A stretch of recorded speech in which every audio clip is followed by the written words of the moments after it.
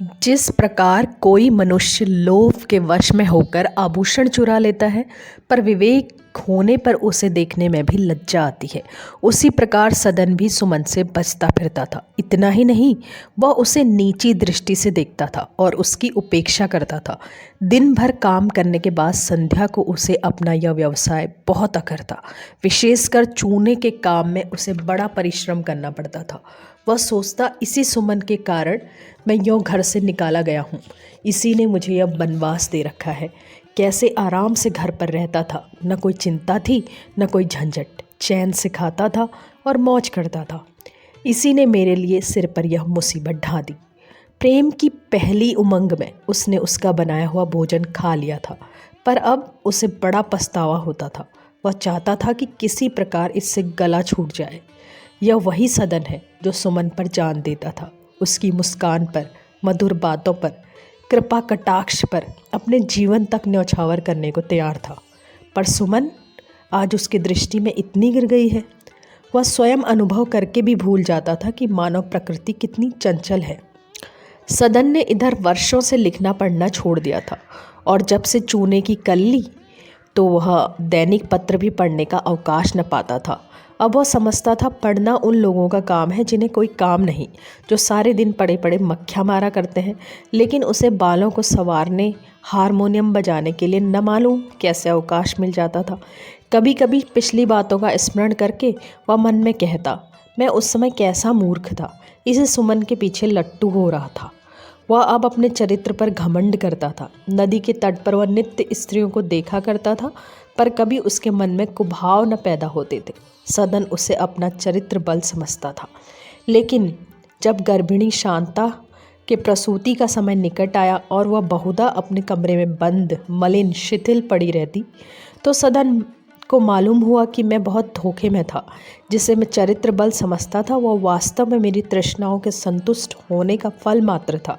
अब वह काम पर से लौटता तो शांता मधुर मुस्कान के साथ उसका स्वागत न करती। वह अपनी चारपाई पर पड़ी रहती। कभी उसके सिर में दर्द होता, कभी शरीर में, कभी ताप चढ़ जाता, कभी मतली होने लगती। उसका मुख चंद्र कांतिहीन हो गया था। मालूम होता था शरीर में रक्त ही नहीं है। सदन को उसकी यह दशा देखकर दुख होता। वह घंटों उसके पास बैठकर उसका दिल बहलाता रहता, लेकिन उसके चेहरे से मालूम होता था कि उसे वहाँ बैठना अखर रहा है। वह किसी न किसी बहाने से जल्दी ही उठ जाता। उसकी विलास तृष्णा ने मन को फिर चंचल करना शुरू किया। कुवासनाएं उठने लगी। वह युवती मल्लाहिनों से हंसी करता, गंगा तट पर जाता तो नहाने वाली स्त्रियों को कुदृष्टि से देखता। यहाँ तक कि एक दिन इस वासना से विह्वल होकर वह दाल मंडी की ओर चला। वह कई महीनों से इधर नहीं आया था। 8 बज गए थे। काम भोग की प्रबल इच्छा उसे बढ़ाए लिए जाती थी। उसका ज्ञान और विवेक इस समय इस आवेग के नीचे दब गया था। वह कभी 2 पग आगे चलता, कभी चुपचाप खड़ा होकर कुछ सोचता, फिर पीछे फिरता, लेकिन 2-4 कदम चलकर वह फिर लौट पड़ता।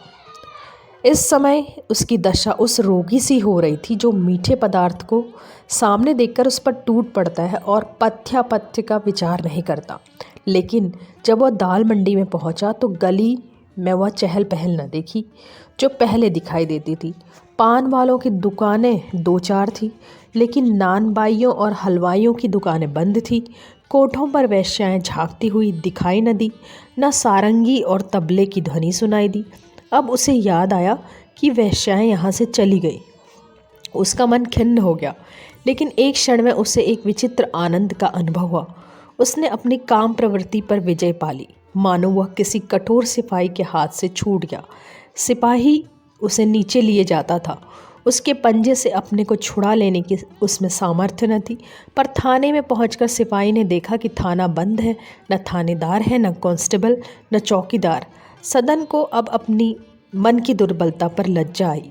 उसे अपने मनोबल पर जो घमंड था वह चूर चूर हो गया। वह लौटना चाहता था, पर जी में आया कि आया हूँ तो अच्छी तरह से सैर क्यों न कर लूँ। आगे बढ़ा तो वह मकान दिखाई दिया जिसमें सुमन रहती थी। वहाँ गाने की मधुर ध्वनि उसके कानों में आई। उसने आश्चर्य से ऊपर देखा तो एक बड़ा साइन बोर्ड दिखाई दिया। उस पर लिखा था संगीत पाठशाला। सदन ऊपर चढ़ गया। उसी कमरे में वो महीनों सुमन के पास बैठा था। उसके मन में कितनी ही पुरानी स्मृतियां आने लगी। वह एक बेंच पर बैठ गया और गाना सुनने लगा। 20-25 मनुष्य बैठे हुए गाने बजाने का अभ्यास कर रहे थे। कोई सितार बजाता था, कोई सारंगी, कोई तबला और एक वृद्ध पुरुष उन सबको बारी बारी से सिखा रहा था। वह गान विद्या में निपुण मालूम होता था। सदन का गाना सुनने में ऐसा मन लगा कि वह 15 मिनट तक वहां बैठा रहा। उसके मन में बड़ी उत्कंठा हुई कि मैं भी गाना सीखने आया करता, पर एक तो उसका मकान यहाँ से बहुत दूर था, दूसरे स्त्रियों को अकेली छोड़कर रात को आना कठिन था। वह उठना ही चाहता था कि इतने में उसी गायनाचार्य ने सितार पर यह गाना शुरू किया। दयामयी भारत को अपनाओ, तव वियोग से व्याकुल है माँ, सत्वर धैर्य धराओ, प्रिय लानन कहकर पुचकारो, हंसकर गले लगाओ। दयामयी भारत को अपनाओ, सोए आर्य जाति के गौरव, जननी फेर जगाओ, दुखड़ा पराधीनता रूपी, बेड़ी काट बहाओ। दयामयी भारत को अपनाओ। इस पद ने सदन के हृदय में उच्च भावों का स्रोत सा खोल दिया। देशोपकार, जाति सेवा तथा राष्ट्रीय गौरव की पवित्र भावनाएं उसके हृदय में गूंजने लगी। यह बाह्य ध्वनि उसके अंतर में भी एक विशाल ध्वनि पैदा कर रही थी। जगजननी की दयामयी मूर्ति उसके हृदय नेत्रों के सम्मुख खड़ी हो गई। एक दरिद्र, दुखी, दीन, क्षीण बालक दीन भाव से देवी की ओर ताक रहा था और अपने दोनों हाथ उठाए सजल आंखों से देखता हुआ कह रहा था, दयामयी भारत को अपनाओ।